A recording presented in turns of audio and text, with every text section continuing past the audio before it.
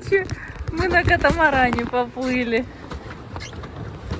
А, ты еще руль? Прикольно. Ты сюда не помещаешь. Да?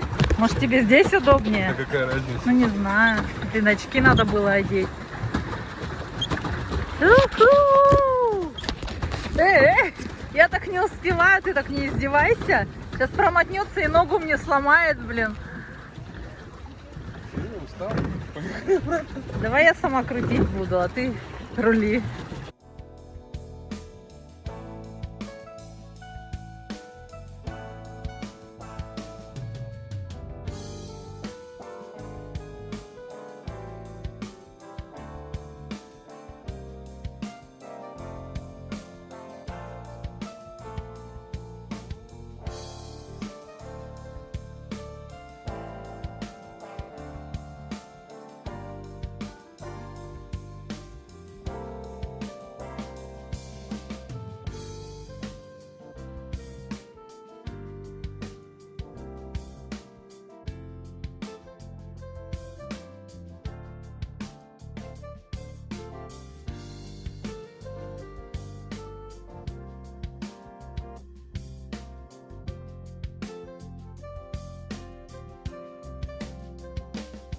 Сегодня вечерняя прогулка по берегу. Тут вот, пожалуйста, смотрите, люди с палатками отдыхают. Кемпинг. Машины там наверху стоят. Домик какой-то, я не знаю, что в этом домике. Какая-то беседка заросшая, заброшенная. Палаточки. Уже 3 штуки. Вчера стояла только желтая, сегодня коричневая прибавилась, сейчас вот еще зеленая. Рыбаки. Рыбаки рыбачат. Вон тут вот рыбак в жилетке сегодня у нас утром рыбачил возле нас на пляже. Запах, конечно, вообще такой свежий, морской. Идем до замка, до Мраморного. Посмотрим, сколько километров туда. 1, 1,5, не знаю, сколько. Костры на берегу горят. Тут вот какая-то гостиница Патрисия. Тут пляж грязный, сразу говорю. Вот у нас пляж чистый. Там как-то стараются, видимо, убирают или как следят, потому что там вот эти вот зонтики, навесы, они платные. А здесь... Здравствуйте. А можно посмотреть, что вы там ловите? Полюбопытствовать. Это барабулька, да? Мы ловим это громко. Но все равно же есть же. Ой, какие маленькие. Хорошенькие. Спасибо. Хорошей вам рыбалки.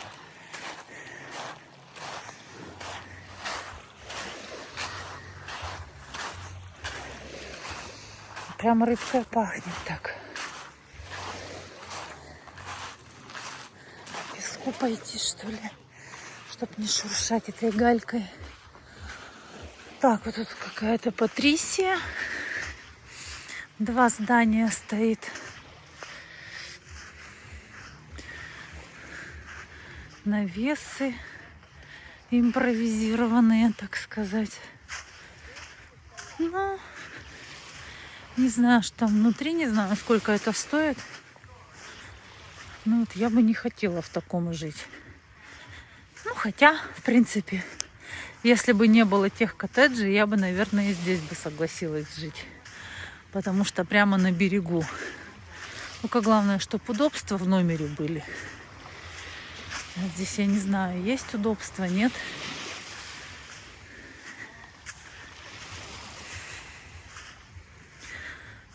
Внизу там типа столовки какой-то. Так, похоже, что удобство на этаже. Судя по тому, что я увидела в открытые двери. Вообще так интересно. Как-то не очень уютно там внутри. Ну да ладно. Тут вот машины стоят. Топаем дальше. Вот тут вот немного прошли. И снова палатки стоят, по всей видимости, тоже кемпинг. Здесь, сразу скажу, воняет. Не знаю. Какой-то помойкой, тухлятиной, не знаю чем. Здесь бы я точно не захотела остановиться.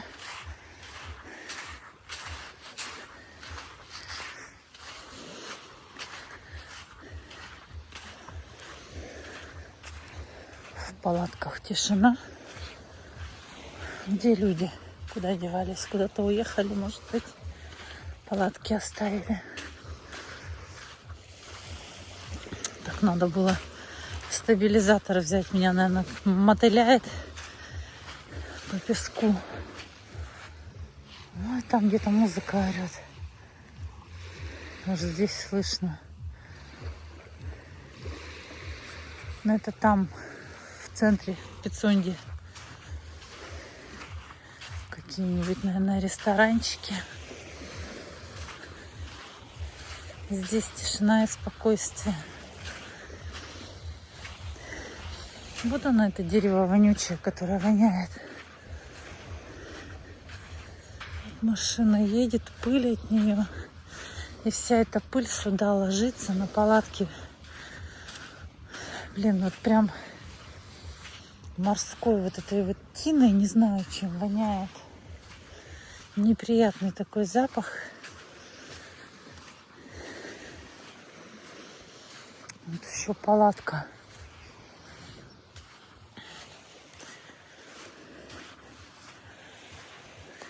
Вот они, эти домики стоят, похожие на наши. Здесь у них нет парковки. Видите, у них машины стоят на дороге. Вот даже кто-то чехол одел а-ля Наташу, чтобы машина, видимо, не пылилась и не жарилась на солнышке. Кушают, сидят в кафешке. Белье настирали, полотенца. Тут раз, два, три, четыре, пять, шесть. 6 домиков. Тут 3 этажа. На первом этаже, я только понимаю, кафе. На втором прямо панорамные окна. И на 3-м этаже тоже панорамные.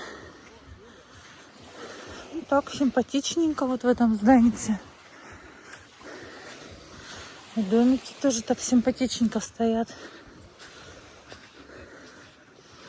Но говорят, эти домики стоят 8,5.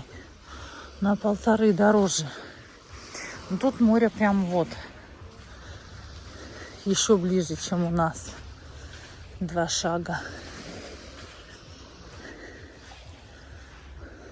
Вон тоже такие панорамные двери. Это вообще домик свободный даже. Никого там нет еще. Какие-то коробки стоят не распечатанные.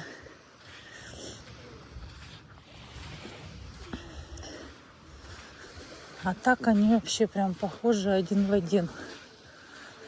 Как наши.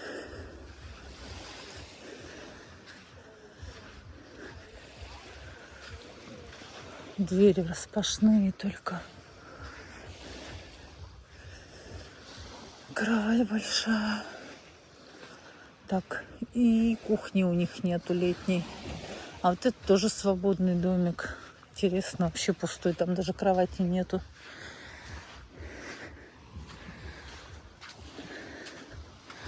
Пляж грязный.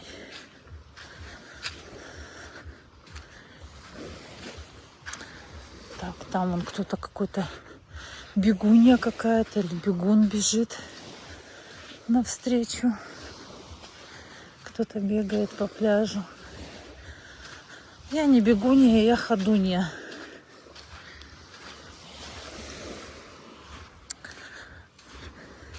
Сейчас дойду до этого замка, посмотрю, полюбопытствую и пойду обратно. Как раз сожгу свои калории, наеденные сегодня. А то и плов, и чебурек, и манта. Сюда куча. Прожорливая какая. Вот она, лунная дорожка. А почему ее вчера в темноте так не видно было? Вчера в темноте вообще прям лунная лепешка была. Красивая. О, красиво как.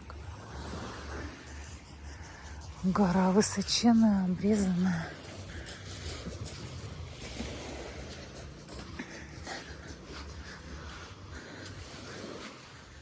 Так, ладно.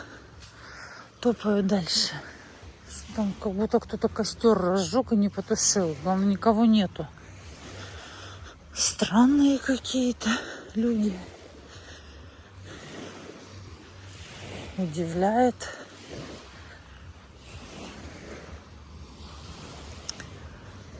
Да? Горит костер, причем воняет так, как будто там что-то сжигают. Вонючее. Обжигают провода. И что там у нас соседи обычно обжигают, такая же вонь стоит. Так, тут уже народу полно на пляже. Вечер, они все тут тусуются. Ну вот, горит костер. Странно. Странно очень.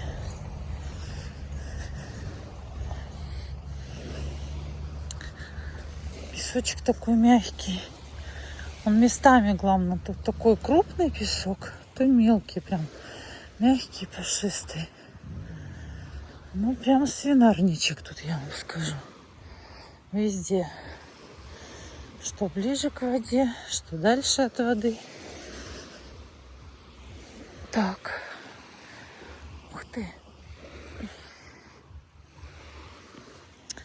Потом посмотрю, сколько я прошла километров тут. Ну, я думаю, где-то километр, наверное. Ориентировочно.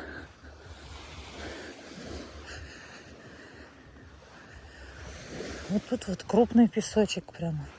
Ноги чешет.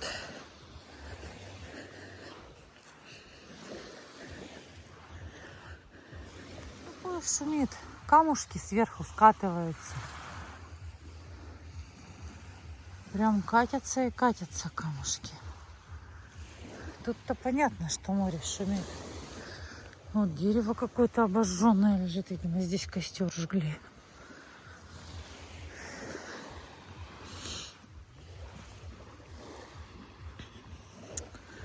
Классно. Я пошла одна гулять. Потому что Антон много гулять не может. Он на машине может ехать много. А ходить он не любитель. Поэтому мне всегда нужна компания. Я люблю ходить много. Я готова ходить по 10, по 20 километров. Особенно в каких-нибудь чужих, новых, неизвестных для меня местах.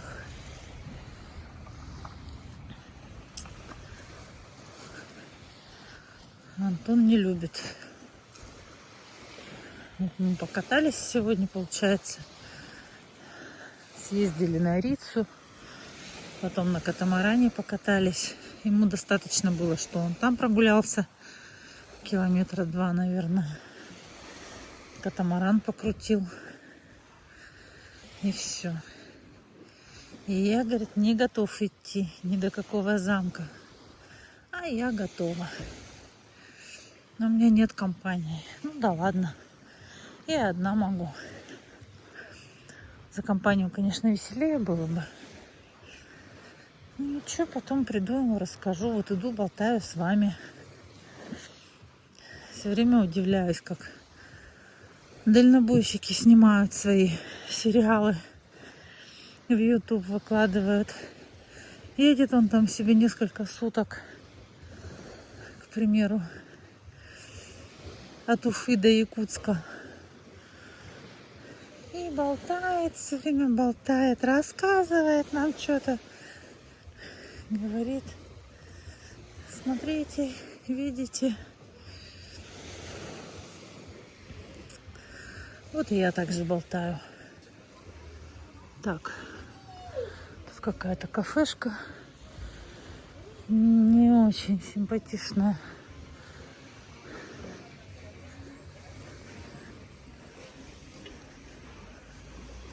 Тут тоже костры жгли. Там, сям. Я бы тоже какой-нибудь костер зажгла на берегу. Но мне кажется, это не очень прилично будет на чистом берегу жечь костер. Так, по-моему, надо одевать тапки, потому что тут писец. Грязный пляж. Какие-то камни, палки и т.д. и т.п. Надо было микрофон взять, наверное. Меня слышно, не слышно. Иду потихоньку разговариваю, чтобы не орать-то на всю улицу, на все море.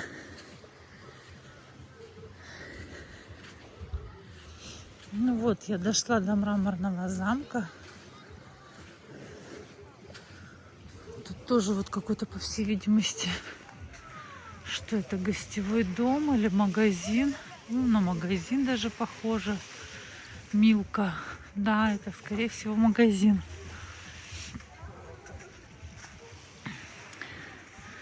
Какой-то. А на верхних этажах, наверное, номера сдаются.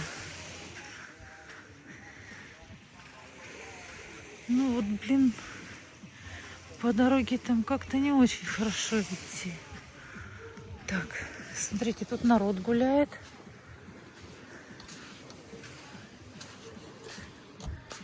С пивасиком сидят кто куда. Сейчас я покажу вам замок.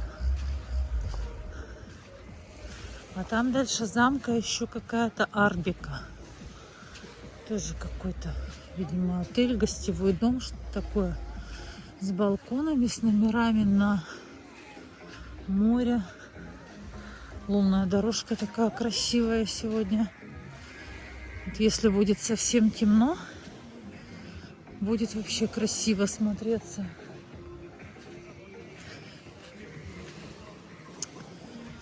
А сейчас пока еще светло и так сильно не видно.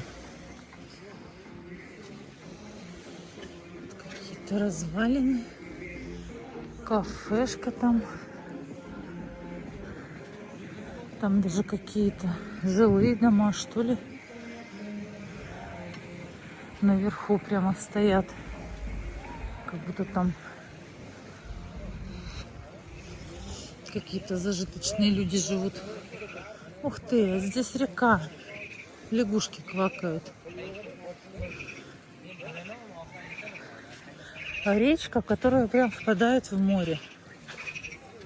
И лягушки разорались. Посмотри-ка, что.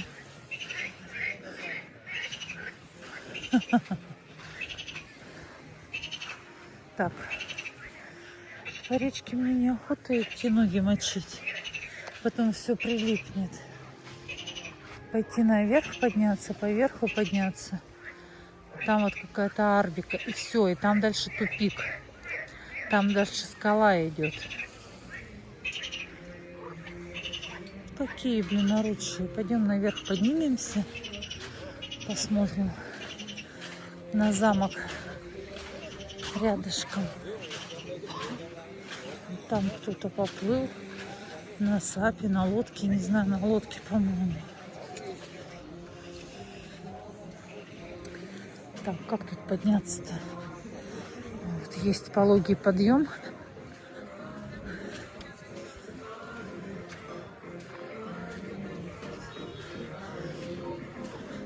Так. тут вот придется по пыли идти. Дорога, конечно, тут.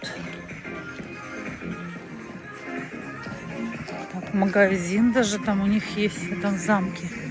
Так, что тут интересного? Ну, вот сюда можно на машине доехать. Какие-то ларьки стоят, косички. Ну, видимо, какая-то торговля. По мостику пройдем. Ой, лягушки орут-то. Это ж надо так. Вот звуки.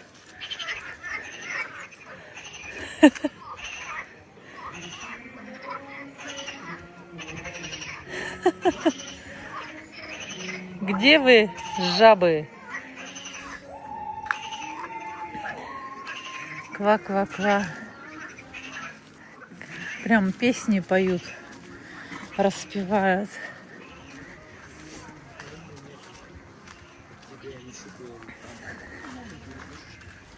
Так. Тут уже более оживленно. Народ гуляет. Замок, правда, на замок похож. Есть свободные номера, пожалуйста. 940 990 89 55.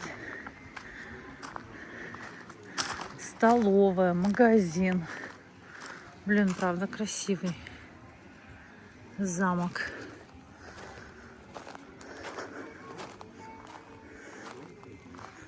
Так, столовая, наверное, уже закрыта. Нет. Сейчас посмотрим. Интересно, вот там что наверху.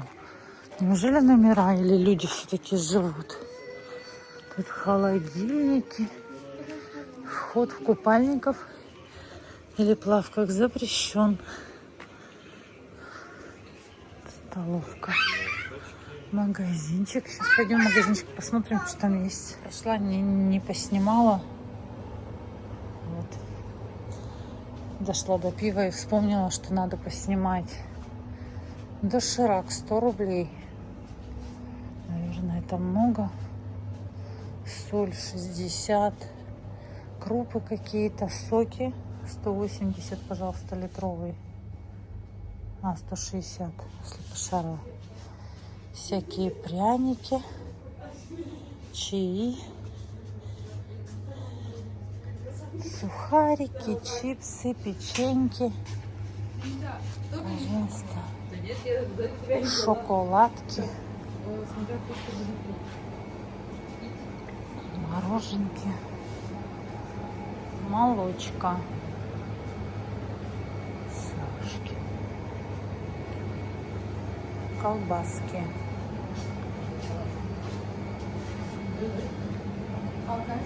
Так. Пойдем посмотрим дальше замок.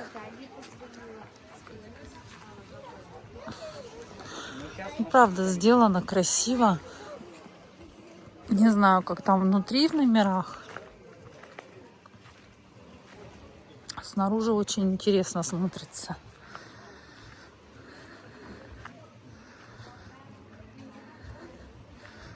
И там дальше арбика.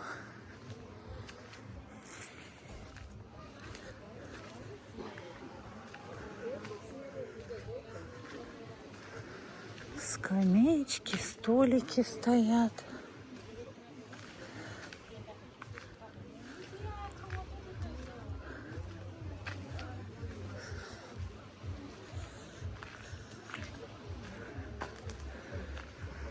Крыши бамбуковые. Так. Это, видимо, номера с балконами, с видом на море. Да, надо было, конечно, мне взять стабилизатор. Блин, он тяжелый такой, таскать его. Телефон кинул в карман и нормально. Красиво как. Вид такой. Тут на машине, видимо, можно проехать. Прям так выкрашено, аккуратненько, чистенько видно. Не знаю, что там внутри. Что-то как-то я отзывы читала, что там отзывы были не очень. Якобы снаружи так все пафосно, красиво, а внутри везде грибок, это т.д. и т.п. Поэтому я не знаю, что и как.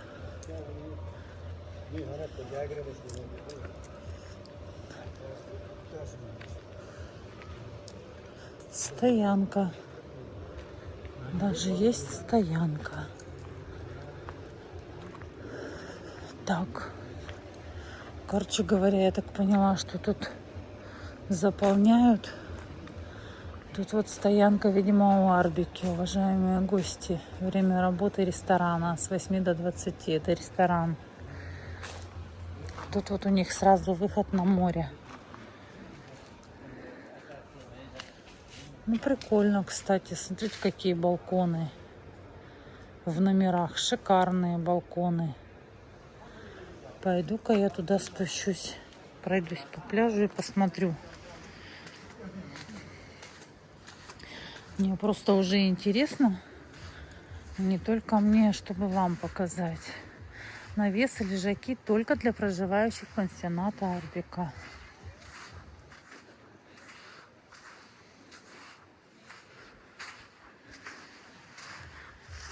Вот, пожалуйста, навесы, лежаки, тоже море прямо рядышком.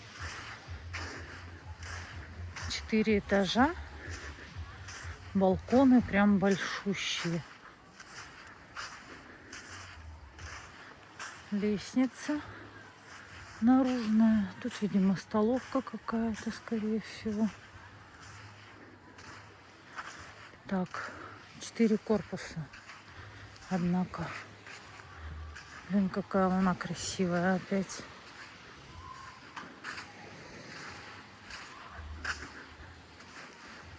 Пальмы здесь у них сидят. Да, 4 корпуса небольших. Кондиционеры есть. Ладно, дальше я не пойду. Пойду в обратку. А мне идти... Сейчас скажу, куда.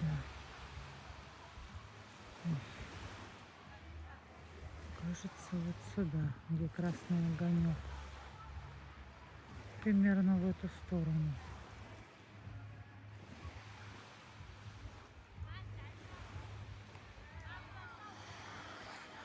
Все, пошла обратно. Оказывается, в этом замке-то вот номера, прямо вход отдельный с улицы на 1-м этаже. Только сейчас заметила. 1-й, 2-й, там 3-й, 4-й и так далее. Интересно так. Ну, классно. Надо посмотреть, сколько стоят номера у них.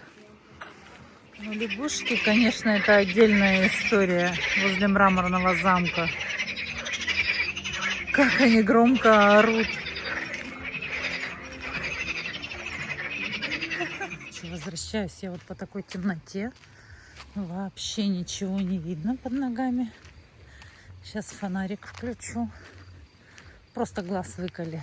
В камеру видно вроде бы, как будто бы светлячки летают. Камушки сыпятся. Трещат.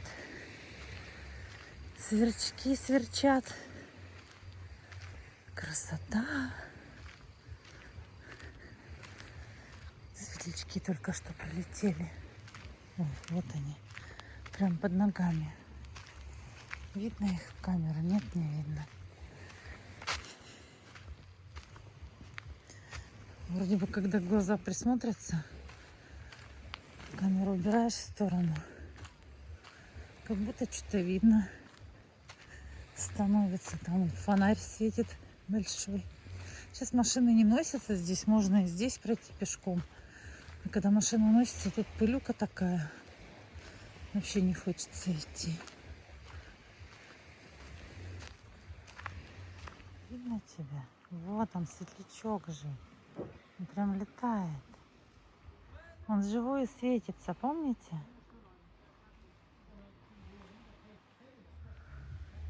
Я светлячков только в детстве помню. Почему-то сейчас я их не вижу. И сколько их там. И так вот как-то. Полный лес. Полный лес светлячков. Вот я почти дошла до наших домиков. Тут у нас сверчки сверчат, светлячки летают. Кому интересно, смотрите, прокат автомобилей, номера телефонов. Делайте стоп и смотрите. Кактусы цветут. Мы когда приехали, еще все было закрыто. А сейчас прямо они все зацвели, смотрите. Красота.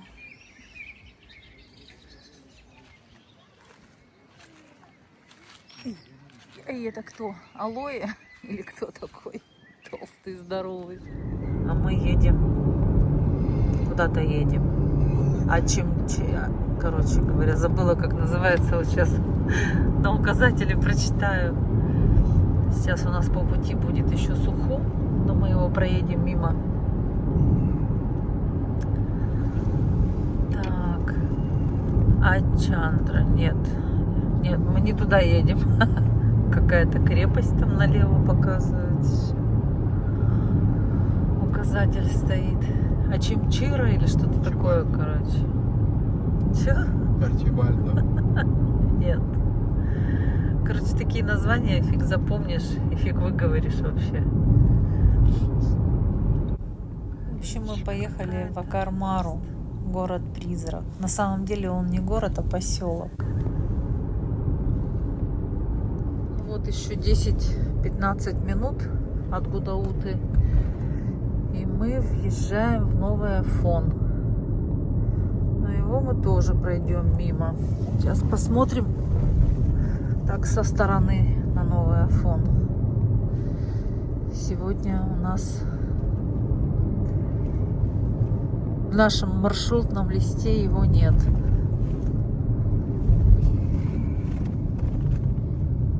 Чего, блин, не едем-то? 71-й регион. Боится. Дома посидим.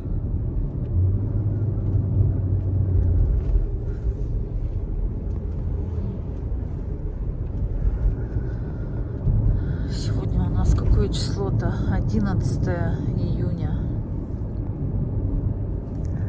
Очень много машин уже сегодня. Завтра начинаются длинные выходные. Сегодня прям, видимо, понаехали оттуда, с Краснодарского края.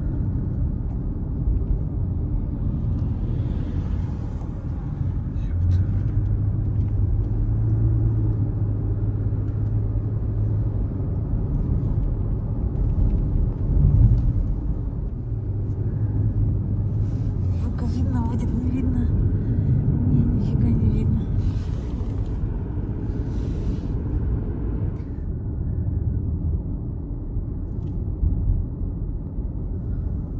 Тут, кстати, вот в Новом Афоне много причалов. Я так понимаю, что они действующие. Потому что кораблики тут ездят.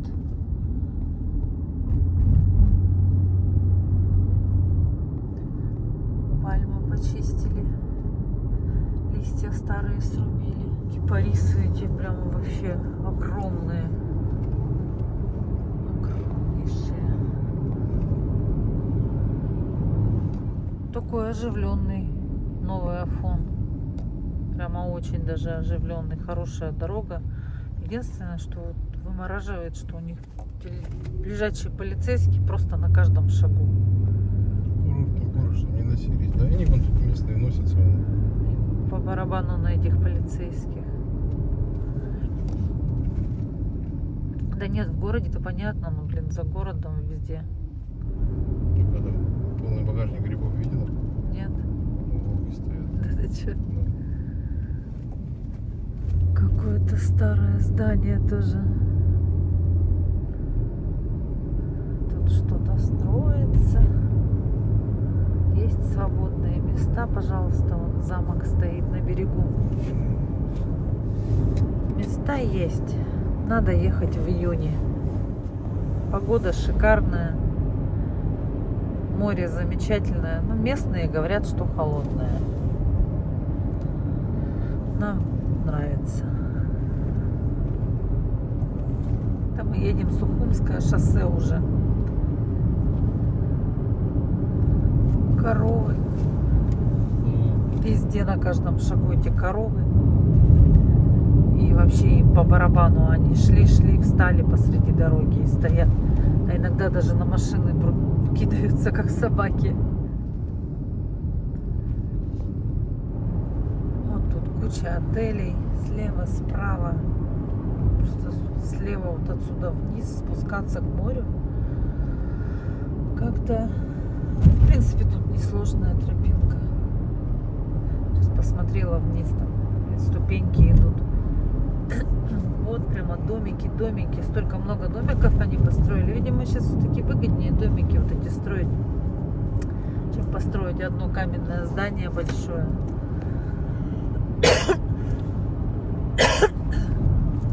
Причем, вот она стоит посреди дороги.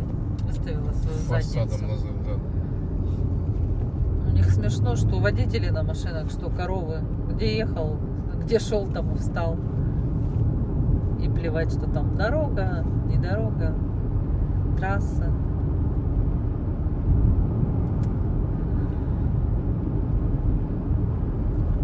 Тут тоже за забором прямо домики. Видать, выгоднее строить, да, деревяшкины домишки?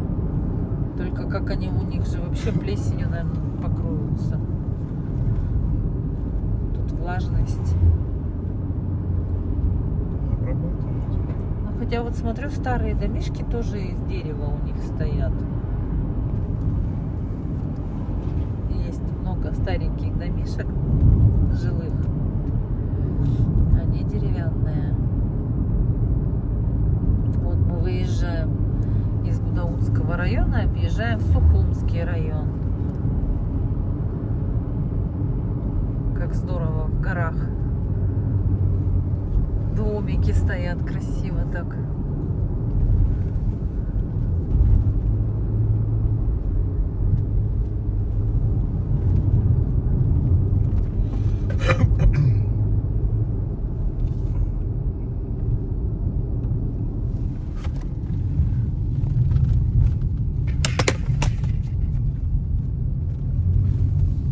Крутые виражи.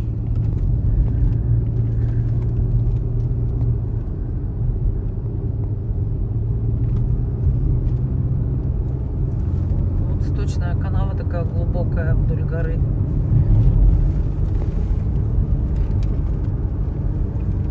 Я потому что представляю, сколько здесь горных вод стекает. Мы по серпантинам поперли, да? Да, там такой нормальный серпантин. Все цветет. Красота.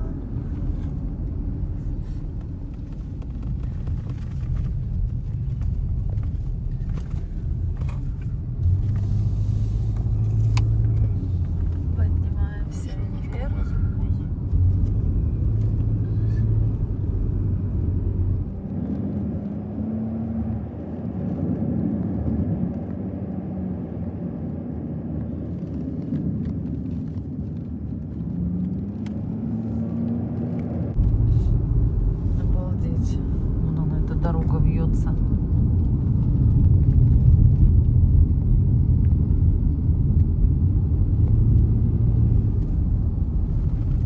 Что, как автобусы в такую горку поднимаются? Да? Высоко поднялись, облака прям серые. Тут даже так пасмурно. А в Пицунде солнечно.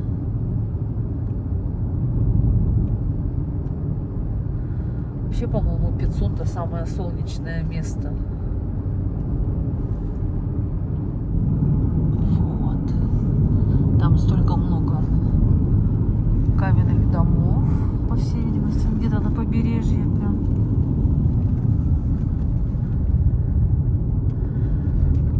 И в одном городе такого не было. Сухом Сухум, по всей видимости. А, ну правильно, это же столица Абхазии. Что? Сухум. Ну, что Да. нет? Ну, поэтому так много домов там каменных.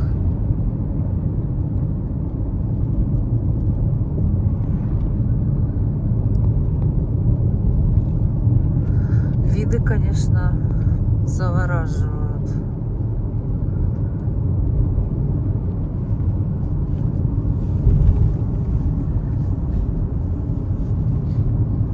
Мост.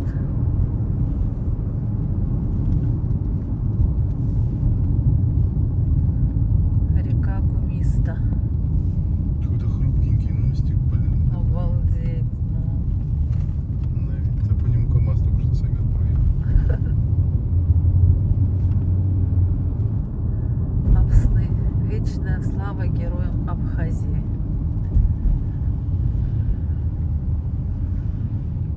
И доска мемориальная.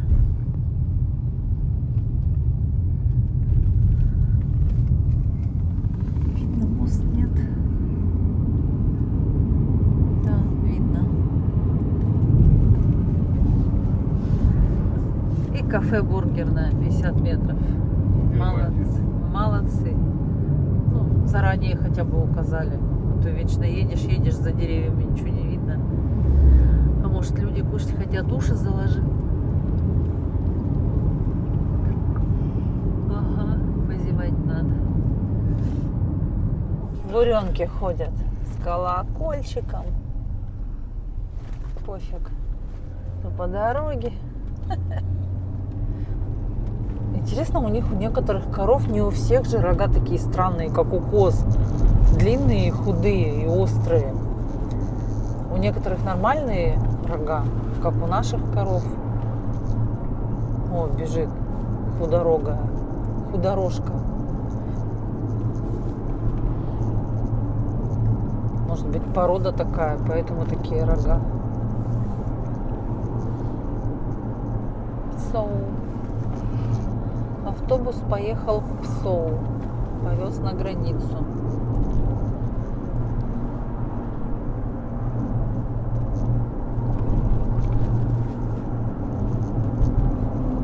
Деревья вообще везде прямо гиганты, великаны.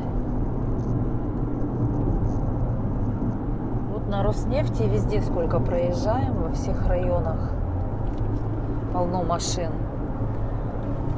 А на других двух заправках нет машин, пусто.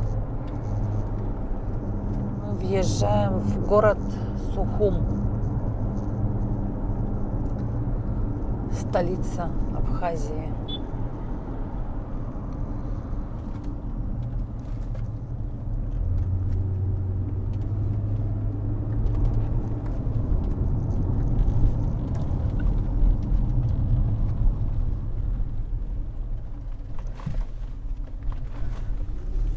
Это, по всей видимости, что-то из нового.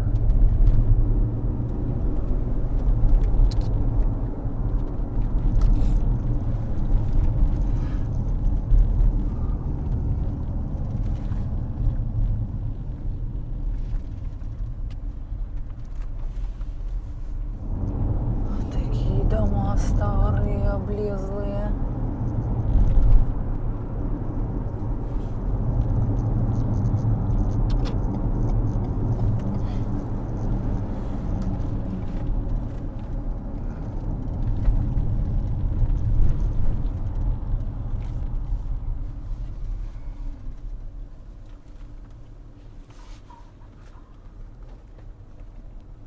Шулька, копейка, кисточкой покрашенная.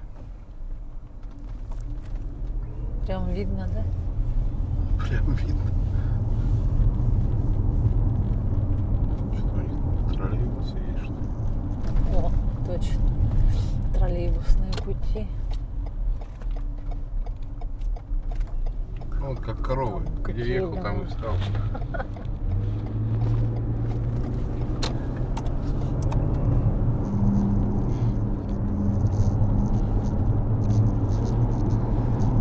Люди все так же сушат белье за окном на веревках на 4-м этаже.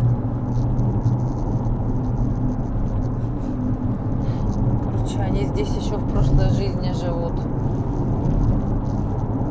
Но, видимо, не все.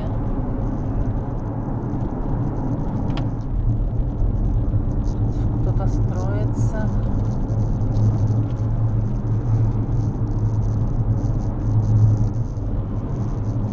Сухумский вокзал.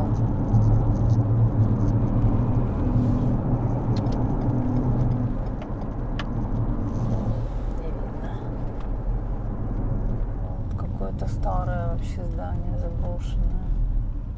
Надо же.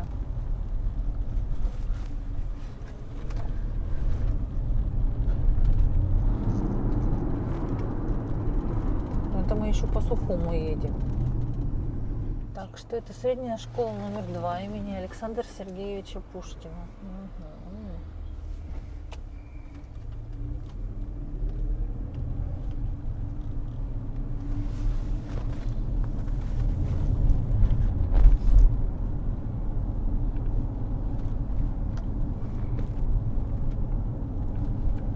Тут пальмы такие красивые стоят. Нотариальная контора, аптека. Тут такое более-менее все в порядке. Центр, видимо, потому что... Поверните налево. И тоже одну полосу до движения мы займем под парковку. Ну, как и в любом городе. Это только в Москве эвакуируют. Или как там это правильно называется. Но больше нигде.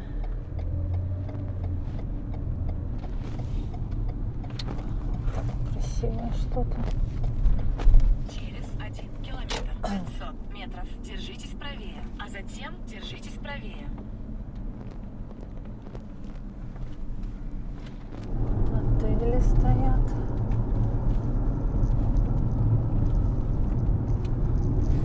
Тут море, видимо, недалеко Через где-то. 500 метров держитесь правее, а затем держитесь правее. Вот такие гостевые дома. Айкертава улица.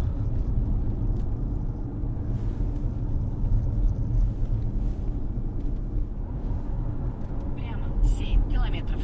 Цирк тут будет с 14 июня по 14 сентября. Приедет, видимо, какой-то. Если кому-то интересно. Какой-то мост. Не знаю, он действующий. Похоже на железную дорогу. Да, там железная дорога идет поверху. Такие вот кафешки стоят интересные. В каких-то старых строениях сделаны.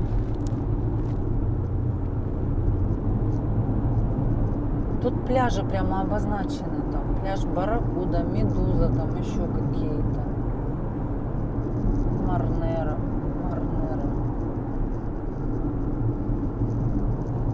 У пляжей есть название. И такие вот проходы. Ой, тут не видно. К пляжам под мостом. Под железной дорогой.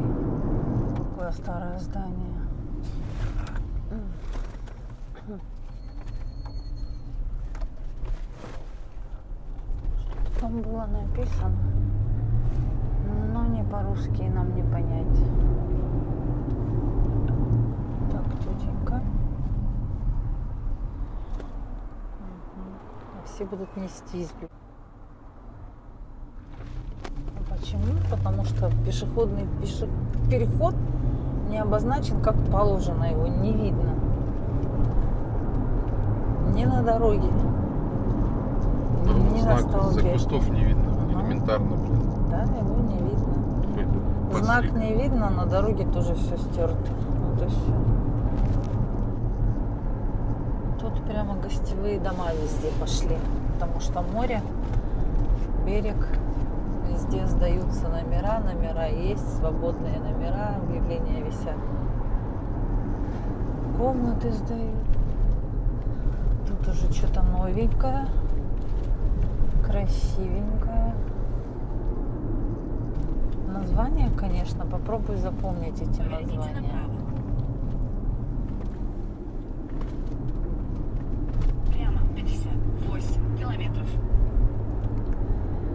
Гул-Рыбш.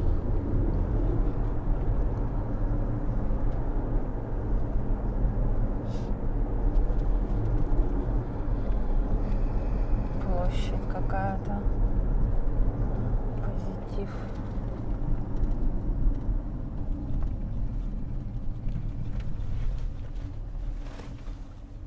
Цветочки продают. Парнаут река. Вот маленький встал себе и стоит. Пшап. Название, конечно, да? Пост. Не знаю, что там. ГАИ, не ГАИ. Долго проверяют каждую машину. Перегородили. Включу видео на запись.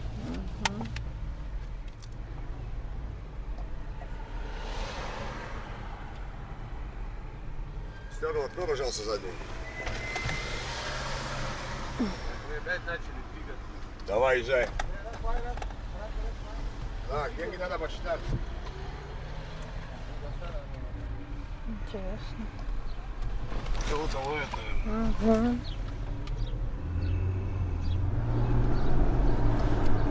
Короче, их очень много там стояло с двух сторон. Попросили открыть задние стекла, заглянули, сказали, давай проезжай. Каждую машину так останавливают. Ну, микроавтобус надо смотром.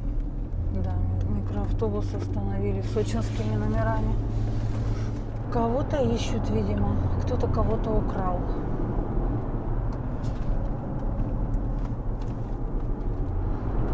Короче, едем опять. Антон возмущается, говорит, у нас кто-нибудь когда-нибудь документы посмотрит или нет. Мне уже самому, говорит, интересно, они в порядке или нет.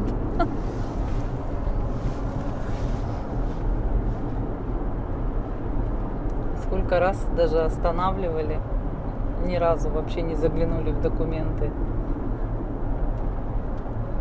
До смешного. Документы есть? Ага, есть. И все. Езжайте. Тут что продают? Ягодку. То есть я спокойно мог из Якутска дернуть эту тачку и уехать на ней в Абхазию. И даже сейчас сказали, окна откройте, блин, а вдруг мы его в багажнике везем, того, кого они ищут.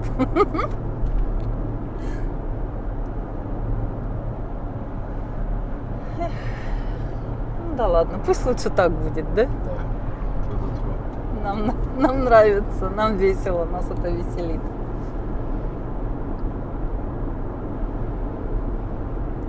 Ну вы, кто поедет, не обольщайтесь, потому что все может быть. Могут проверить документы. Страховку берите обязательно.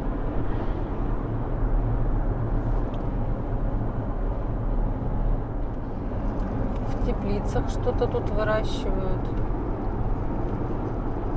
Горячий источник Ашара. И не видно теплиц там теперь за деревьями. А их так много, они такие большие. Нам тоже говорили, съездите на горячие источники, повозюкайтесь в грязях. Чем мы там вот в грязях этих будем возюкаться? В Якутске повозюкаемся. Горячие источники. На горячие источники интересно зимой ехать, когда на улице холодно, а вода горячая. Вот это да. Когда на улице жара 30 градусов. Смысл в этих горячих источниках я не вижу, например. Ты видишь? Тоже не видишь. Зимой было бы, да, классно. Вот по краям дороги кипарисы поставили. Палочками их подперли, подвязали. Маленькие они еще. Значит, кто-то решил вырастить тут вдоль дороги какую-то аллею кипарисовую. Кладбище. Что? Кладбище? Правда, интересно, кладбище вот опять необычное. Короче, навигатор нас свернул на плохую дорогу, показывает 16 километров по плохой дороге. Антон говорит, я не поеду по такой плохой дороге. Смотрим, машины оттуда едут. Остановились дядьки. Спросили, где этот город находится, Акармара. Они говорят, поехали за нами. Через 400 метров поверните налево. И вот мы сейчас едем за ними. А вдруг, говорю, они нас заведут куда-нибудь и съедят. Как раз на чебуреки нас пустят. Интересно, человечачина тоже сладкая, как собачачина? Нет? Я уже хотела коптер там поднять, думаю, блин, ну, что зря 3 часа ехали. Вот орешник.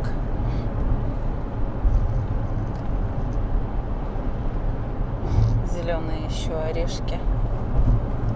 Сорвала листочек. Там красиво так в лесу.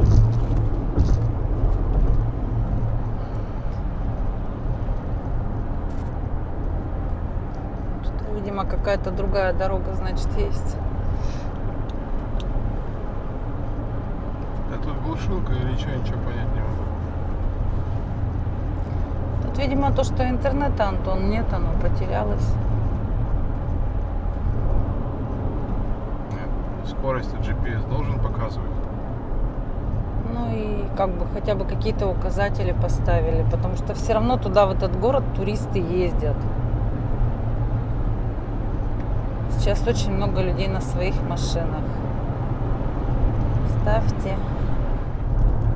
Короче, навигатор этот гребаный нас вообще все время куда-то пытается завести не туда. Чебуречная. Дядьки нас вот повезли по нормальной дороге. А она все, поверните направо, да, поверните направо. Пытается нас увести на какую-то плохую дорогу опять. Вообще ничего не понятно. Может, она эту дорогу просто не знает, поэтому...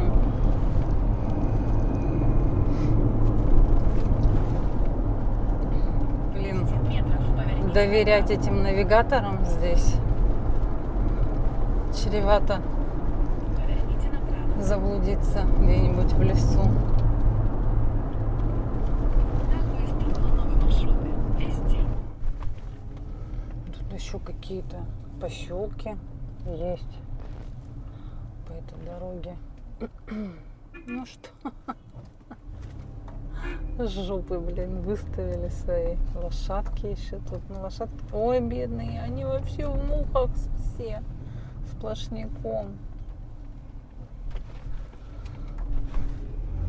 Памятники прямо везде у них.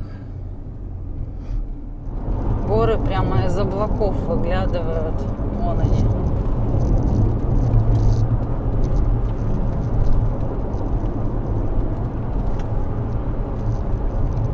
Вот на этой развилке туда.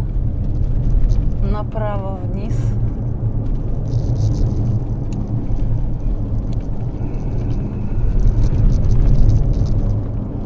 А интересно, им тоже туда надо, в заброшенный город, или они просто нас проводят? Ну, нет, они, скорее всего, куда-то в эту сторону им надо. Поэтому... Ну да, сейчас скажут, ладно, давай мы в Сухуми, бля, я вообще охренею. В Сухум-то. Столько много старых машин, вот этих зелков.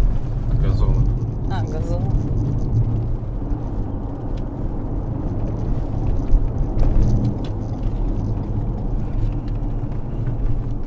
Опять автомойки у них прям везде. Че он там руками машет из окна? Проветривается. Хостел тут даже есть. Интересно, тут кто-то в горах приезжает жить.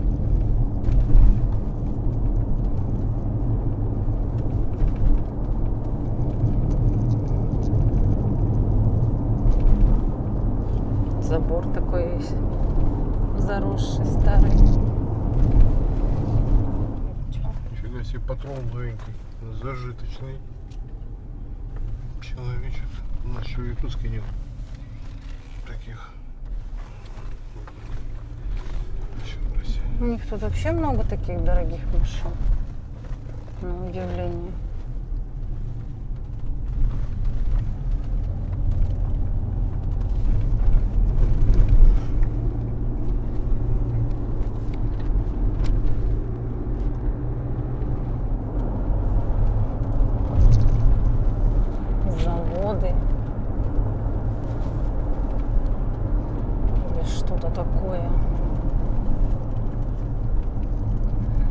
железная дорога была, которая уже вся исчезла под новым асфальтом. А вот он нам хочет сказать что-то, да? Наверное. Так, еще одно кольцо и направо, да? Вот оно.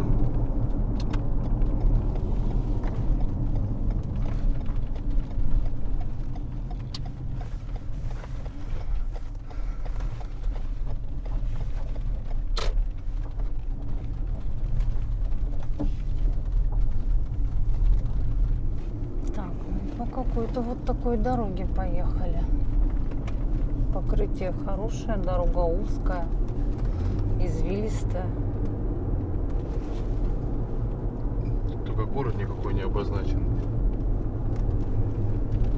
Смотри-ка, там внизу есть что-нибудь. Потом сейчас поедем по водопаду. Дорога хорошая, видишь, тут говорит же ресторан там и все на свете.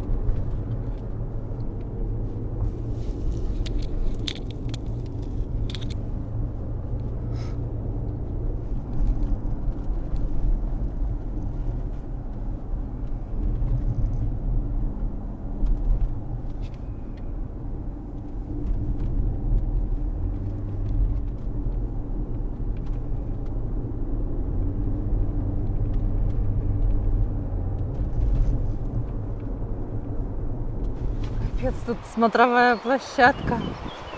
О, страшно, дух захватывает. Обалдеть.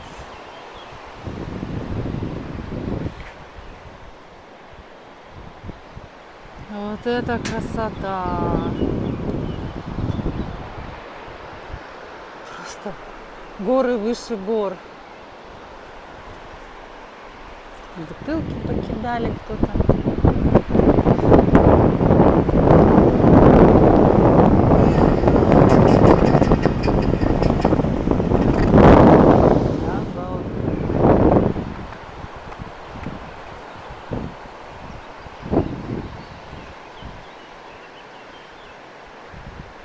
Гостевой дом показывает, здесь есть.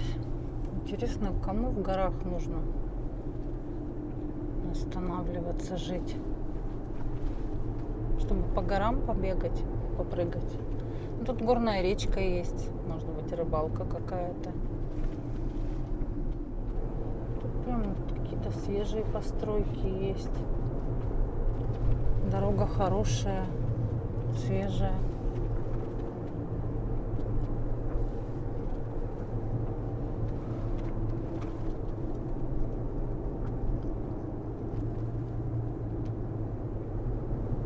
Вот на эту речку я сейчас сверху смотрела. Там на мосту тоже остановились, люди фоткаются. Радоновый источник налево. На Кармара вот мы приехали. Угу.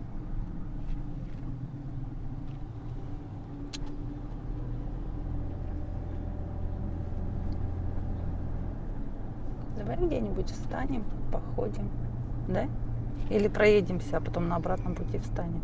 Так я что-то тут построек-то чересчур много не вижу. Сейчас проедемся еще. Ну, просто потому что оно все зеленью заросшее, смотри.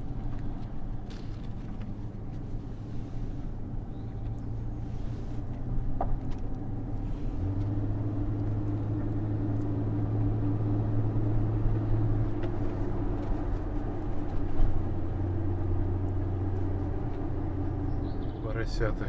А, это свинтусы, да? Свиньи гуляют. Смешные они еще такие лохматые.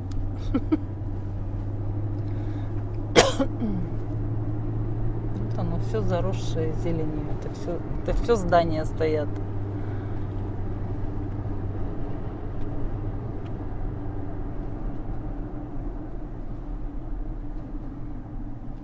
Музей шахтер есть. Этот город, поселок, наверное, Акармара, был построен в советские времена как туристический, курортный. Смотрите, какая красота. Там наверху тоже заброшенное здание, но там на первом этаже музей какой-то. Деревья. Просто я не знаю, сколько они метров в высоту.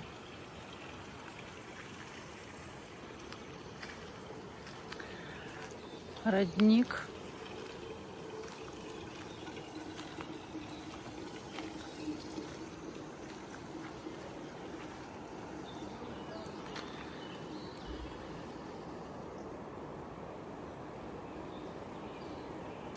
Там вот река шумит где-то, слышно.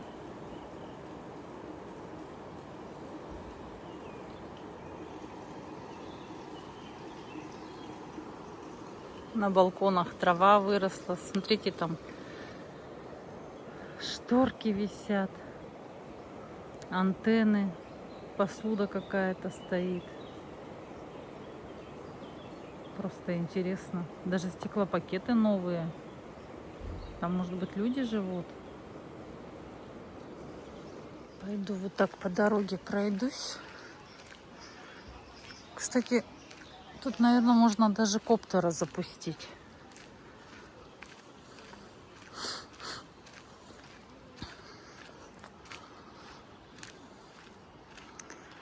Вот прям высокие дома. И настолько они разрушены.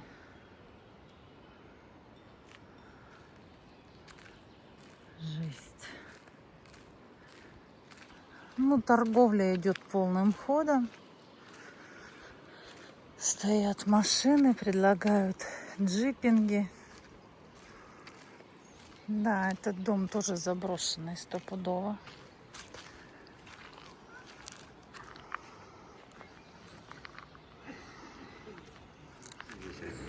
Красивые места вокруг людей. А, да? Да, вот такие места, как бы. Здесь, да, места какие-то Да, красивые? ну, пешеходно все. Нет, мы сами. Ага. А мы пошли погулять с гидом. Так вот, меня зовут Рамин, я местный житель, здесь я живу от рождения, как говорится, в этих местах. Я родился в Верхнем городе, вот я вам только рассказывал, что как был найден уголь здесь и простым пастухом. В честь этого пастуха у нас назван Верхний город Джантуха. Его звали Джансухарышба, и в честь него назван Верхний город. Оттуда начиналась вся инфраструктура. То есть судебная, врачебная, административная, все начиналось с того города. Здесь произвели разведку угля. Первую шахту начали разработку, и вот эти строения, которые здесь вокруг, видите, все было построено уже за счет того, что начали добывать уголь. Вот это здание, которое рядышком, это вот верхний этаж была гостиница, ниже этажом был универмаг, еще ниже бар, ресторан, внизу кондитерские изделия выпекались. Вот на этом месте в свое время стояла стекляшка, где я выпекал лаваши. Сам я технолог мукомольно-крупного производства, все, что связано с хлебом, это мое, а хлеб ему голова. Вот. На той То стороне, есть ребята... вы это все застали в работе? Конечно, конечно. Вот там на той стороне наш железнодорожный вокзал, откуда поезд ходил до Тбилиси, электричка ходил до Сухуми в свое время. А так она, конечно, грузовой основное было. Со всех шахт пошла канатная дорога, по канатной дороге уголь поступал со всех шахт. У нас здесь было 8 шахт. Если считать по очередности до 6, значит, потом 7-я шахта, как золотой запас партии. И 8-я шахта, единственная шахта в мире, такой не было шахты, которая была у нас здесь. То есть уголь добывался не как обычно снизу вверх, а наоборот сверху вниз. Вертикальная шахта была. Сама штольня шла 7 километров, потом клеть поднималась на 950 горизонт, и на участке разбитая добывали уголь и спускали вниз. И эта шахта должна была быть еще шахта ГЭСа. Туда завезли турбины внутри шахты, и на вентиляционном выходе должно было падение воды под 90 градусов, 500 метров падала вода на лопастях. И какая была бы у нас сегодня энергия, если бы это все было сделано. Да. Вот. Было 5 школ у нас здесь было. 2 средние школы и 3 8-летки. Ничего себе. Вот я окончил 8-летку в Верхнем городе, а в 9 класс вот в эту школу ходил. Вы видели школу? Проезжали. Вот, Ага. вот, идите.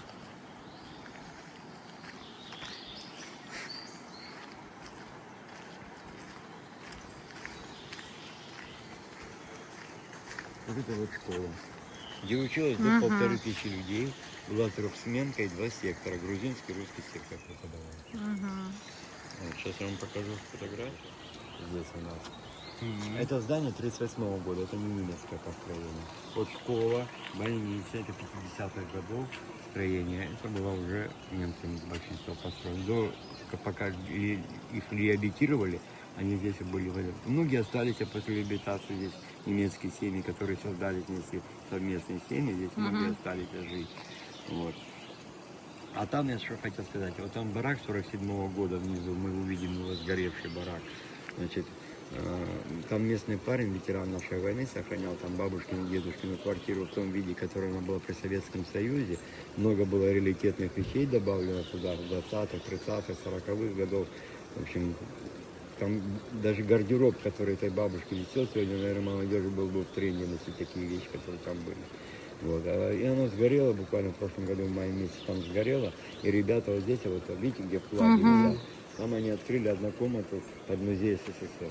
Если вам будет интересно, можете посмотреть. Пойдемте. Инструментальный ансамбль «Минус» назывался, играл. Детская карусель, была фонтанчик. Шахтеры, когда по дороге ехали сюда, видели бронзовый шахтер стоит на дороге? Да. Вот он раньше у нас здесь в парке стоял. Вот эти деревца, которые видите, вот зелененькие, это канадский багряник или же иудеево дерево, или литературно называется церсисом. Она когда цветет в апреле месяце, как сакура вся красная, а потом превращается в такую зеленую листву. Вот сейчас я вам покажу фотографию. Здесь вот была детская карусель, ребята сейчас здесь задумали строить какую-то забудовалку. Вот эта доска почета, вот герой социалистического труда, местный стахановец Алябьев здесь похоронен. Прямо похоронен здесь? Ничего себе.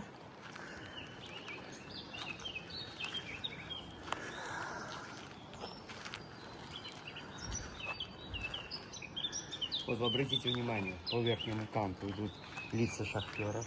Ага. А вот оно, в этом месте, вот я снял вот это вот уголок вот этот. Вот оно как.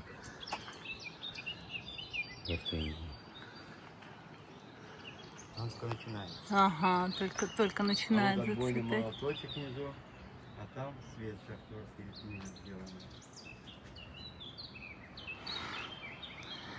А пахнет уже, прямо пахнет так вкусненько, гортензия. Была в действии. Вот такая канатная дорога шла кругом со всех шахт. Вон с той горы шла канатная дорога 6 и 8 шахты. С этой стороны со 2, 3 и 5 шахты. А вот за этим зданием гора идет, там была 4 шахта, откуда панорама Черного моря, видать, как на ладошке. А вот здесь вот поляна будет цвета красная гортензия. Она была к нам завезена с Южной Америки. Ничего И себе. когда было облагораживали, когда было красивые клубни стояли, все. А потом за это время, пока вот это все произошло, оно как сорняк полез везде. Даже вон на стенках растет. Впереди желтенькое здание, которое мы сейчас увидим, это наша военизированная спасательная часть была. Во время войны, когда война началась, у нас так такового оружия не было. Были двухстволки, охотничьи ружья. А в шахте много оставалось капсулей, аманала. Брали всякие дихлофозные баранки люди. Приживали туда этот аманал со всякими железками. Вставляли капсуль, бифордовый шнур, поджигали. Это были первые оборонительные гранаты. аманал это не аммонит? Аммонит, аманал. Аммонит, скальный аммонит, который Не, взрывается. аммонит, знаю, просто аманал я... Ну, так это красиво. Похоже, да? Да, я думал, что ты другой какой-то, если про взрывное дело, я много знаю. Вот, аммонит. Слушайте, а сколько вам лет было во время войны? Сейчас мне 67 год, минус, значит, в 92-м началась война. 35. Вы тоже воевали? Я делал то, что мне надо было делать. Барак сгорел. Как вас зовут? Света. Меня Рамин зовут. Да, очень приятно. Здесь музей СССР был.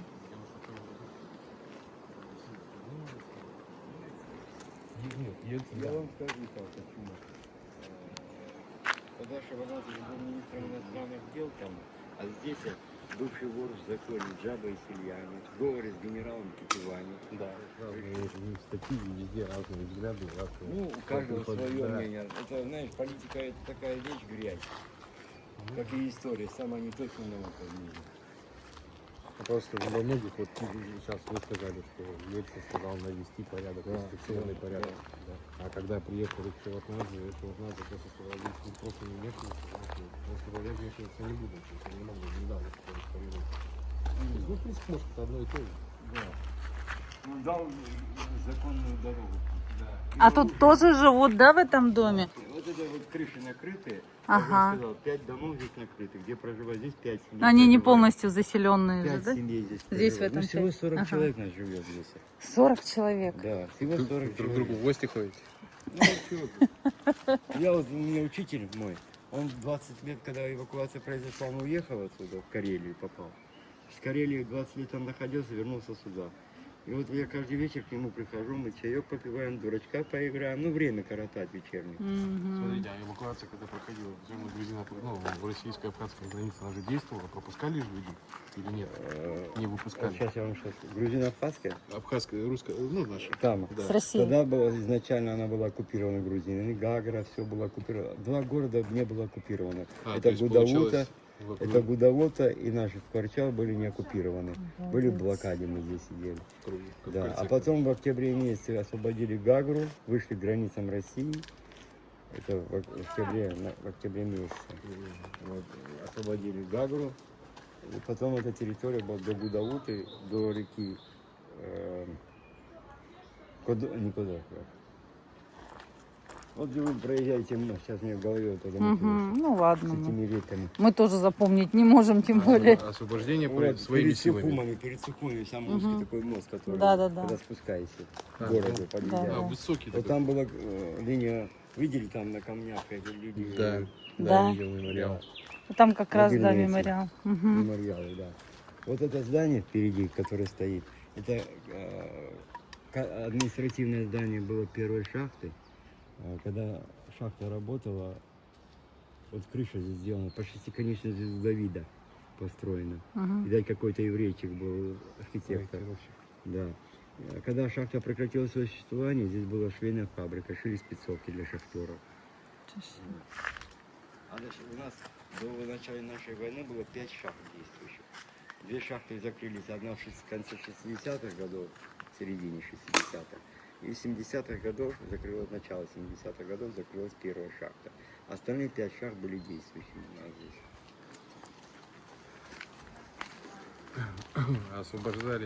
Освобождение своими силами. Добровольцы очень Добровольцы? много. Истинные добровольцы, а не денежные. Понимаете? Да. Со всей нашей тоже, я говорю, необъятной страны. Здесь вот сколько казаков приезжало помогать нам со всей страны. Потом те же москвичи, да, я не знаю, со всей страны люди приезжают и помогают. Да. Трудниками не ставили. Пойдемте там прохлада. Мгм. Струя свежего воздуха. Просто, понимаешь, там вот вход есть, шахтеры, чтобы в общую массу сюда не выходили, они прям с корпуса в шахту и с шахты прям в корпус. На корпус Чтобы в вот общую он массу прямо не выходить, в они здесь, деревьях. да, в шахте, в корпусе и баня, и столовая, и тренажерная, бильярдная, теннисная, все было внутри корпуса, начиная от начальства, бухгалтерии и все там было, в этом корпусе. И прямо внутри можно сейчас, если просто у тебя ногой, а то прям вот так прошли бы в корпус и вышли бы оттуда, под землей так. Обалдеть. Ну, а здесь вышли бы.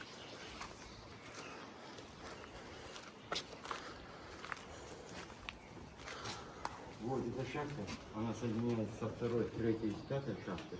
Она замурована. Ну там 2 лаза сделали, ребята, лазили за цветным металлом туда. А сейчас туда и нос не просунешь, потому что вот эту грязь, которую видите, она же соединяется с другими шахтами. А на второй шахте вода пошла, река поменяла русло и пошла прям в штольню шахты. А здесь кругом пустоты, выработки, начал заполнять эти пустоты. Мы вызвали МЧСников. Они пошли реку опять на свое место, пустили, но вода хлынула все равно отсюда из запасного выхода. И вот эта грязь, вот это все поле было заиловано грязью у нас здесь. Вот. А это вот туда. Можно просто здоровье ваше. Чужую боль никто не знает, я не могу судить. Не пойдем. А то здесь чуть-чуть, а там можно потом корпус. Ну, летом. Человек ушел какой-то туда. Вот туда ходят, говорят. Не, я вожу туда людей, но у человека нога болит. Красота везде, на каждом шагу.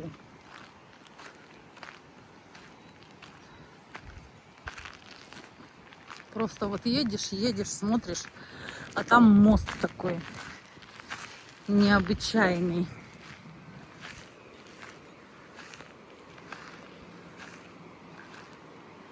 Там внизу тоже что-то, река шумит. А что-то там разрушенное, что ли, что-то.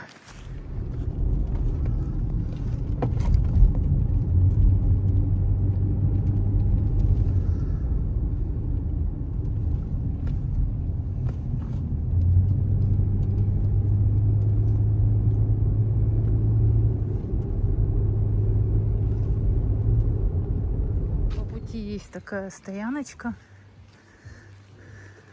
для фотосессии. Красивый очень вид.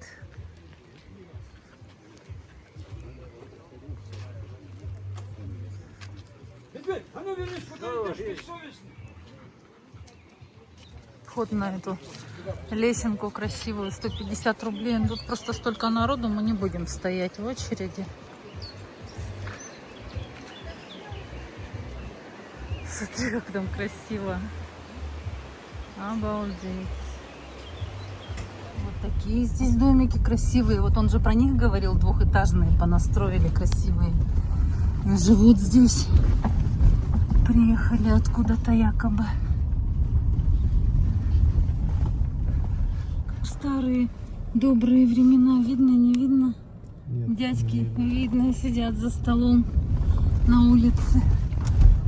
Играют в домино там либо что-то, чай пьют. Дома, посмотрите, вот на первом этаже есть жизнь. Витражи такие, а остальные этажи прямо выбитые окна, все заброшенные.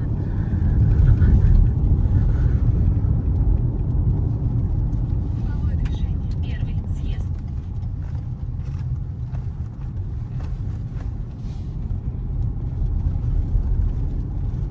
Тоже он, блин. 24 километра. А чем они отапливаются зимой, те дома? Ну, я не знаю, что ты не спросил-то. Я думала, ты запарился. спросишь. Я хотела спросить, а ты все время что-то спрашивал. Я не Нет, спросила. я у него когда спросил про воду, я хотел спросить про отопление. Да. Не забыл. просто Спросила был- же, отопление есть? Он сказал, есть. А чем отапливают? Ну вот если в одном Нет. большом доме всего 8 квартир жилых, ну как бы, наверное, Нет, странно. там нет, я видел из одной двери квартиры торчала буржуйкина печка, Да? дымоход. Все, может быть, на 8 квартир. У меня есть его номер телефона. Позвоним, спросим. Надо было попросить его, чтобы он фотки перекинул. Тебе вставил. Вот смотрите, мы выезжаем направо в сторону Сухума. Когда мы из Сухума ехали, получается, Прямо 44 километра. от Чачмыра направо, прямо напротив нее, налево, уходит дорога в город-призрак. А нас навигатор увел дальше, далеко дальше, и увел на какую-то плохую дорогу. Я не думаю, что мы по ней бы приехали. Ну, неизвестно, куда бы мы приехали. Тети Моти звенят, еще идут своими колоколами. Заправка в Абхазии «Подорожник». Купила вот такую газировку мандариновую. У них тут, смотрите, продают водку, вино, шампанское. Ну и как везде. Семечки, сладости, водичку. Аква-минерале 75. Семки. По цене от магазина не знаю, отличаются или нет. Я такие не брала. Сладости, выпечка, кофе. А заправка «Подорожник» 95-66 рублей стоит.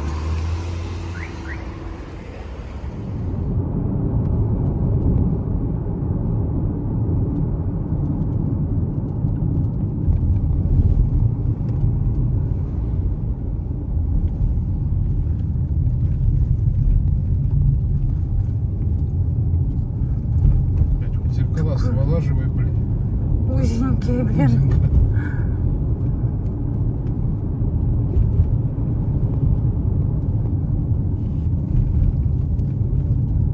Здесь тоже. Почему они, интересно, именно здесь сделали? Может, здесь как бои как раз и были. Ну, может быть, да.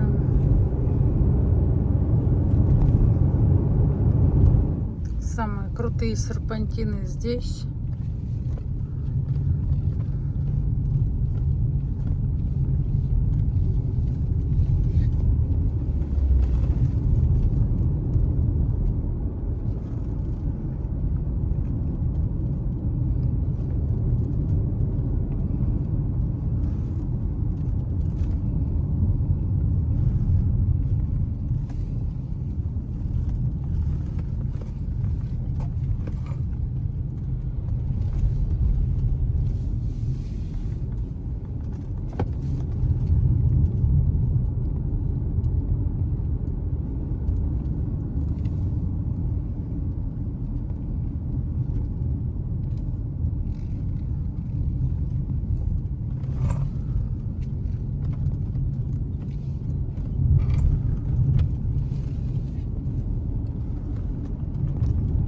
Все цветет. Тут очень-очень много машин с номером 007. Мы здесь свои. Прям вот даже какие-то, как ты сказал, с красными-то номерами. Дипломатически. Дипломатические, и то 007 встретили. Прям вообще куча машин. И микроавтобусы, и легковые, и джипы, и... Блин. А, и даже эту грузовую какую-то, Газельку, да? ну. Нет, не газельку, КамАЗа какого-то с песком-то. Да? Да. Прям море. Везде у них агенты. Сейчас вот еще встречу покажу. Сейчас время 16:55. Посмотрим, с каким время 16:55, с каким промежутком мы встретим еще один номер 007. Ну как вот в эту красоту можно не влюбляться, да? Обалдеть. Ровно 6 минут прошло, и нам встретилась машина с номером 007. Красный RAV4.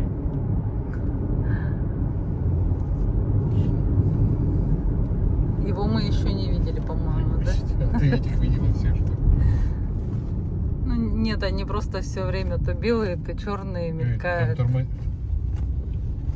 хрена себе. Сочинская Лада, блин. Пост ГАИ пролетел, можно, блин, выпендриваться. 007 Мерс. Замечательно. Даже минуты не прошло с того момента. 40 секунд.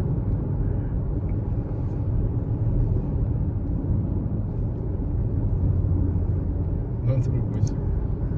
Не, 008 нас не интересует. Мало ли. Нас только 007. Вы обращайтесь, если что. Все, можно на номера не смотреть? Смотри. Зачем? Не знаю. Тоже 008, но Был у нас 008, уже 2008 прошло. одинаковые номера. 007. Крузак. Офигеть. 3 восьмерки. Ну, 3 четверки, 3 восьмерки. Я говорю, такое впечатление, что тут номера выдавали всем подряд нормальные, На 60. красивые. А тому, кто... Вот 007 опять навстречу проехала. А тому, кто не слушался, выдали обычные. Типа 315, да? Господи, я уже со счету сбилась. Сколько мы 007 насчитали-то? 5-6. Чего? 4. Ну, вместе с нами, нет. С нами 5.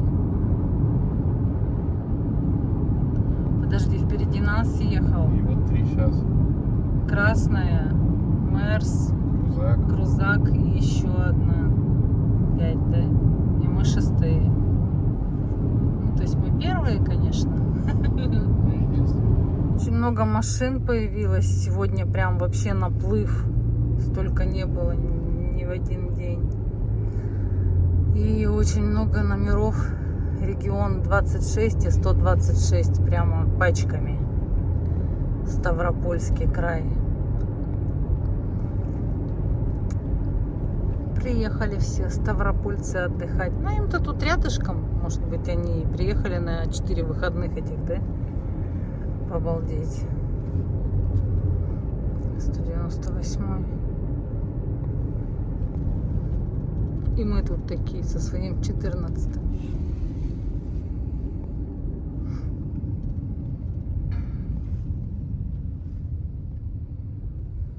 Ну вот они прям 126, 126. Этот 26, они, видимо, вместе за компанию. 193, Краснодарский край, очень много тоже.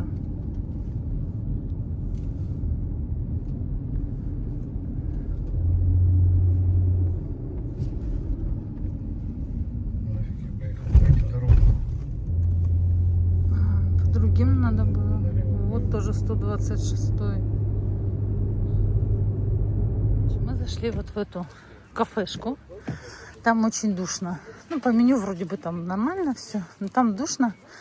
Вот в этих bunгалах сидеть нельзя. Их надо арендовать на весь день. Арендуют только на весь день. Мы решили пойти вот в эту кафешку. Капитан Блэк. Там стоит шашлычник. Спрашиваем, шашлык есть? Он говорит, да. Только нужно заказывать вот там. Вы, говорит, сходите туда, закажите. Я его пожарю, вы у нас можете поесть. Прикол.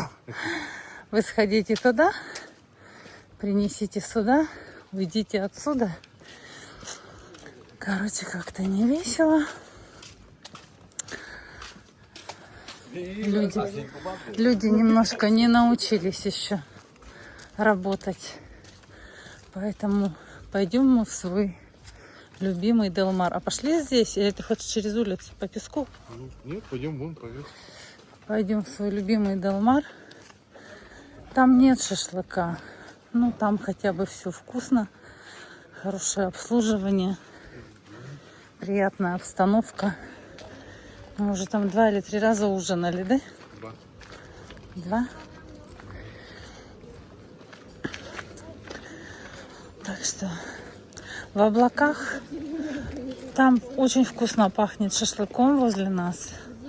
Но мы не можем там сегодня посидеть, потому что там музыка орет как сумасшедшая.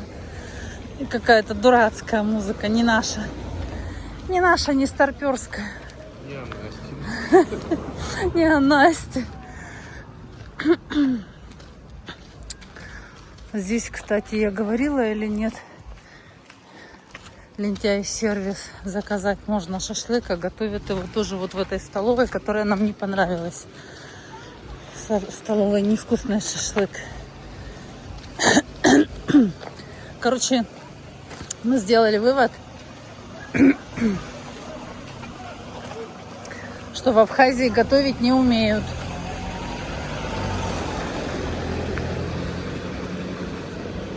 Единственное, вот у дяди Миши мы еще шашлык не пробовали, надо попробовать. Он только по вечерам готовит шашлык. Но я так понимаю, что с сегодняшнего дня там эта музыка сумасшедшая. Так что мы вот идем в Делмар.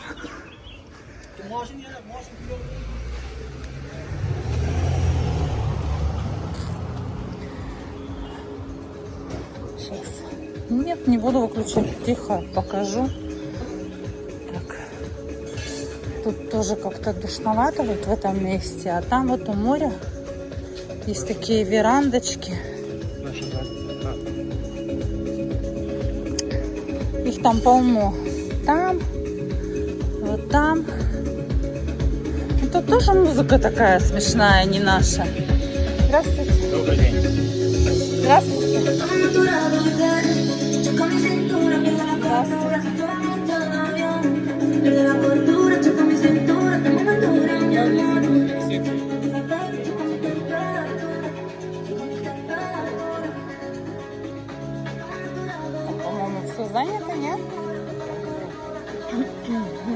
А, ну там все занято. В ресторане Делмар, пожалуйста. Один единственный столик свободен.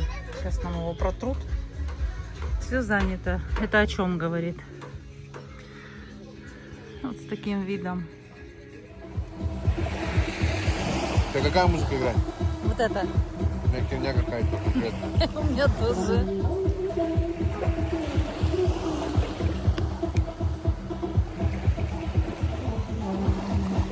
Ты уверен?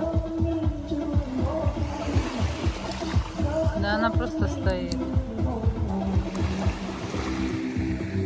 Ножками танцуем.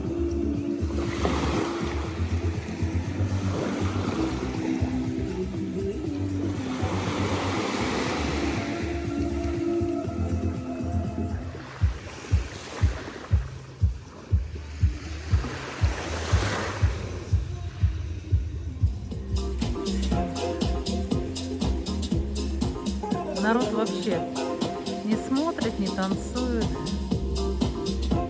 Включите другую музыку. Может, к вам кто-нибудь придет? Не пробовали? Ну что ж, друзья, еще один замечательный день пребывания нашего в Абхазии подошел к концу. Прошу немножечко потерпеть. Еще 2, наверное, или может быть 1 серия будет о том, как мы находимся, гуляем, посещаем какие-то места в Абхазии, а потом мы двинем в обратную дорогу. Всем спасибо за ваши лайки, комментарии, за ваши подписки. Мы очень этому рады. Спасибо. Всем до следующей субботы.